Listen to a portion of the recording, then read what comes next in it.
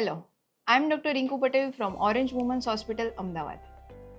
આજે હું તમારી સાથે એક કેસ ડિસ્કસ કરવા જઈ રહી છું. A 32-year-old female married since 5 to 6 years, ઇનફર્ટિલિટીની treatment, infertility એટલે કે જેને બાળક ન રહેતું હોય તેની ટ્રીટમેન્ટ કરવા માટે મારી પાસે આવેલી. મેં આખો કેસ ઇવેલ્યુએટ કર્યો અને એનું ડાયગ્નોસિસ આવ્યું વર્જિનિસમસ. અમે વર્જિનિસમસની પ્રોપર ટ્રીટમેન્ટ કરી અને અત્યારે after the treatment 2 months pregnant છે patient. So let's discuss what is vaginismus. Vaginismus એક એવી કન્ડિશન છે કે જેમાં સેક્સ્યુઅલ ઇન્ટરકોર્સ કરતી વખતે વજાઇનાના મસલ્સ ટાઈટ થઈ જાય છે અને જેના લીધે સેક્સ્યુઅલ ઇન્ટરકોર્સ પેઇનફુલ રહે છે યા તો પેશન્ટ સેક્સ્યુઅલ ઇન્ટરકોર્સ કરવા માટે સક્ષમ રહેતું નથી.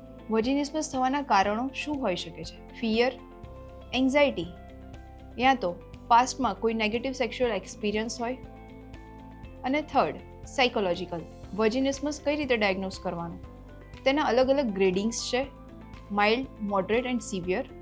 દરેક ગ્રેડ પ્રમાણે તેની ટ્રીટમેન્ટ ઓપ્શન્સ અવેલેબલ છે.